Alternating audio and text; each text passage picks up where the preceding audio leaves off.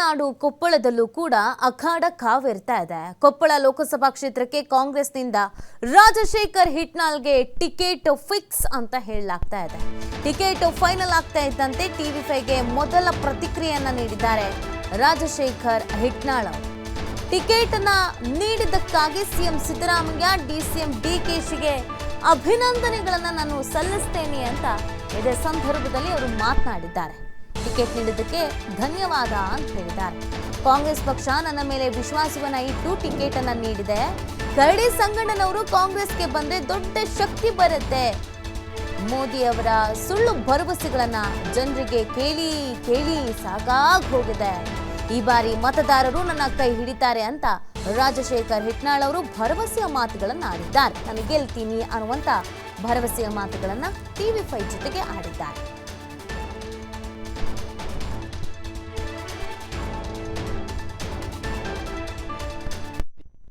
ಕೊಪ್ಪಳ ಲೋಕಸಭಾ ಕ್ಷೇತ್ರಕ್ಕೆ ಕಾಂಗ್ರೆಸ್ನಿಂದ ಇದೀಗ ಬಹುತೇಕವಾಗಿ ಏನು ರಾಜಶೇಖರ್ ಹಿಟ್ನಾಳ್ ಅವರಿಗೆ ಟಿಕೆಟ್ ಫೈನಲ್ ಆಗಿರುತ್ತದ್ದು ಅಧಿಕೃತ ಘೋಷಣೆ ಮಾತ್ರ ಬಾಕಿ ಇರುತ್ತದೆ. ಸ್ವತಃ ನಮ್ಮ ಜೊತೆ ಕಾಂಗ್ರೆಸ್ನ ಅಭ್ಯರ್ಥಿ ಅಂತ ರಾಜಶೇಖರ್ ಹಿಟ್ನಾಳ್ ಇದ್ದಾರೆ, ಅವ್ರ ಜೊತೆ ಮಾತಾಡೋಣ.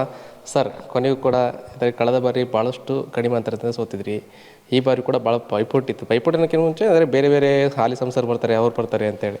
ಅದ್ರ ಜೊತೆಗೆ ನಿಮಗೆ ಇವತ್ತು ಟಿಕೆಟ್ ಫೈನಲ್ ಆಗಿರುತ್ತದ್ದು ಅಧಿಕೃತ ಘೋಷಣೆ ಬಾಕಿ ಇದೆ. ಈ ಬಗ್ಗೆ ತಾವು ಹೇಳ್ತಾರೆ.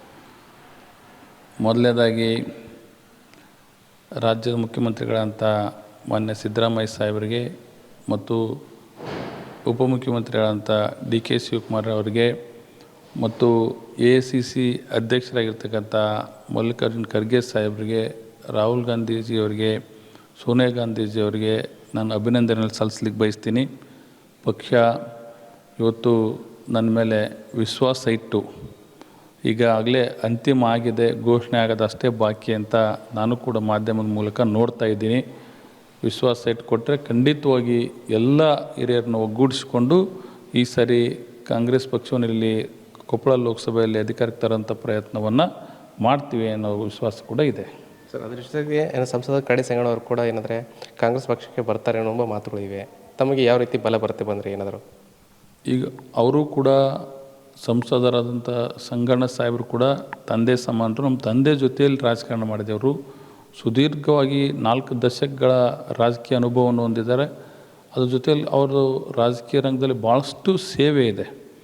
ಅವ್ರು ಬಂದರೆ ಒಂದು ದೊಡ್ಡ ಶಕ್ತಿ ಇವತ್ತು ಕಾಂಗ್ರೆಸ್ಸಿಗೆ ಬಂದಂಗೆ ಆಗುತ್ತೆ. ಅದರಿಂದ ಭಾಳಷ್ಟು ಕಾಂಗ್ರೆಸ್ ಪಕ್ಷಕ್ಕೆ ಲಾಭ ಆಗುತ್ತೆ.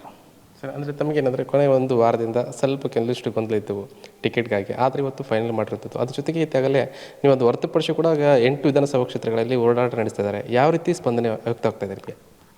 ಕಳೆದ ಬಾರಿ ಚುನಾವಣೆಯಲ್ಲಿ ಕೂಡ ನಾನು 2019ರಲ್ಲಿ 2 ಸರಿ ಲೋಕಸಭಾ ಕ್ಷೇತ್ರವನ್ನು ಪ್ರವಾಸ ಮಾಡಿದ್ದೆ. ಆದರೆ ಅವಾಗ ಭಾಳಷ್ಟು ವ್ಯತ್ಯಾಸಗಳೈತಿ. ಅವತ್ತಿದ್ದ ಜನರಿಗೆ ಅವತ್ತಿದ್ದ BJP ಬಗ್ಗೆ ಒಲವು ಇವತ್ತಿಲ್ಲ. ಕಾಂಗ್ರೆಸ್ ಬಗ್ಗೆ ಇವತ್ತು ಕಾಂಗ್ರೆಸ್ ರಾಜ್ಯ ಮತ್ತು ಕೇಂದ್ರದಲ್ಲಿ ಇವತ್ತೇನು ಗ್ಯಾರಂಟಿ ಸ್ಕೀಮ್ಗಳು ಕೊಟ್ಟರೆ ಜನ ಭಾಳಷ್ಟು ವಿಶ್ವಾಸ ಇಡ್ತಾರೆ. ಯಾಕಂದರೆ ಕಾಂಗ್ರೆಸ್ ಹೇಳಿದ್ದನ್ನು ಮಾಡುತ್ತೆ ಅನ್ನೋ ವಿಶ್ವಾಸ ಕೂಡ ಇದೆ. BJP ಬಗ್ಗೆ ಕೂಡ ಭಾಳಷ್ಟು ಇವತ್ತು ಜನರಿಗೆ ಒಲವಿಲ್ಲ. ಇವತ್ತು ವಿರೋಧವನ್ನು ಮಾಡ್ತಾರೆ. 10 ವರ್ಷ ರಾಜಕಾರಣದಲ್ಲಿ ಏನೂ ಕೂಡ ಅಭಿವೃದ್ಧಿ ಆಗಿಲ್ಲ ಅಂತ ಜನರಿಗೆ ಮನದಟ್ಟಾಗೈತಿ. ಈ ಸರಿ ಜನ ವಾಲಂಟ್ರಿಲಿ ಕಾಂಗ್ರೆಸ್ ಪಕ್ಷವನ್ನು ತರಬೇಕು ಅಂತ ಮುಂದೆ ಬರ್ತಿದ್ದಾರೆ. ಅದು ಒಂದು ನಮಗೆ ಎಲ್ಲೋ ಒಂದು ಶಕ್ತಿ ತುಂಬಿದಂಗೆ ಆಗ್ತಾಯಿದೆ. ಅದ್ರ ಜೊತೆಗೆ ಏನಂತಂದರೆ ಸರ್, ಕಳೆದ ಬಾರಿ ಮೋದಿ ಹವ ಇತ್ತು. ಈ ಬಾರಿ ಮೋದಿ ಏನಾದರೂ ಹವ ಏನಾದರೂ ತಮಗೆ ಏನಾದರೂ ಇದಾಗ್ತದೆ ಏನಾದರೂ ಸರ್? ಈಗ ಜನರಿಗೆ 1 ಸರಿ ಭರವಸೆ ಕೊಟ್ಟು ಸುಳ್ಳಾಗ್ಬೋದು, 2 ಸರಿ ಸುಳ್ಳಾಗ್ಬೋದು. ಪ್ರತಿ ಬಾರಿನೂ ಎಲ್ಲ ಭರವಸೆಗಳು ಸುಳ್ಳಾದ್ರೆ ಜನ ವಿಶ್ವಾಸ ಇಡಲ್ಲ. ಈ ಬಾರಿ ಮೋದಿಯವರ ಭರವಸೆಗಳನ್ನು ಜನ ನಂಬಲ್ಲ. ಇವತ್ತು ಈಗಾಗಲೇ ನೋಡ್ತಾ ಇದ್ವಿ. ಕಳೆದ ಚುನಾವಣೆ ಇದ್ದಷ್ಟು ಮೋದಿಯವ್ರಿಗೆ ಒಲವು ಇವತ್ತು ಯುವಕರಲ್ಲಿ ಇಲ್ಲ, ಜನರಲ್ಲಿ ಕೂಡ ಇಲ್ಲ.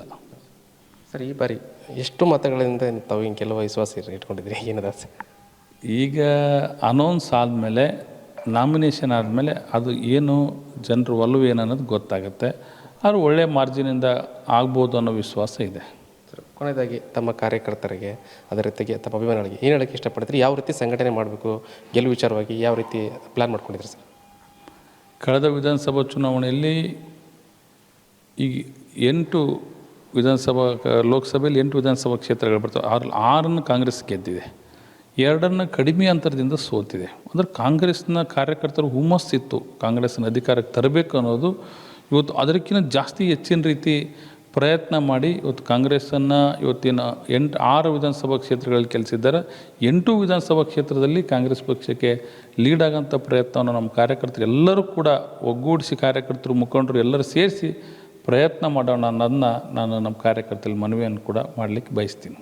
ಅಂದರೆ ಕಳೆದ ಬಾರಿ ಕೇವಲ ಸ್ವಲ್ಪ ಮತಗಳಿಂದ ಕೈ ಬಿಟ್ಟಿದ್ರು ಮತದಾರರು, ಈ ಬಾರಿ ಕೈ ಹಿಡಿತಾರೆ ಅಂತ ಅನಿಸುತ್ತೆ. ಕೈ ಹಿಡಿತಾರೆ ಅನ್ನೋ ವಿಶ್ವಾಸ ಇದೆ ಈ ಬಾರಿ. ಇವಿಷ್ಟೇನೆಂದರೆ ಕಾಂಗ್ರೆಸ್ ಸಂಭಾವ್ಯ ಅಭ್ಯರ್ಥಿ ಅಂತ ರಾಜಶೇಖರ್ ಹಿಟ್ನಾಳ್ ಮತ್ತು ಏನೇ ಆಗಲಿ ಈ ಬಾರಿ ಖಂಡಿತವಲ್ಲೂ ಕೂಡ ಹೈಕಮಾಂಡ್ ಟಿಕೆಟ್ ಕೊಡುತ್ತೆ. ಆ ಕಾರಣಕ್ಕಾಗಿ ಅಂದರೆ ಈಗಲೇ ಏನಂದರೆ ಅಧಿಕೃತ ಘೋಷಣೆ ಮಾತ್ರ ಬಾಕಿ ಇದೆ. ಖಂಡಿತವಾಗಿ ಟಿಕೆಟ್ ಸಿಕ್ಕರೆ ನಾನು ಗೆಲ್ತೀನಿ, ಎಲ್ಲರೂ ವಿಶ್ವಾಸ ತೆಗೆದುಕೊಂಡು ನಾನು ಖಂಡಿತವಾಗಿ ಕೂಡ ಇಲ್ಲಿ ಕೊಪ್ಪಳದಲ್ಲಿ ಮತ್ತೊಮ್ಮೆ ಕಾಂಗ್ರೆಸ್ನ ಮತ್ತೆ ಜೈಬೇರಿ ಬಾರಿಸ್ತೀನಿ ಅಂತೇಳಿ ಹೇಳಿರ್ತದ್ದು. ಕ್ಯಾಮ್ರಾ ಪರ್ಸನ್ ರಾಜವಂಗಡಿ ಜೊತೆ ನಾಗರಾಜ್, ಟಿವಿ ನ್ಯೂಸ್, ಕೊಪ್ಪಳ.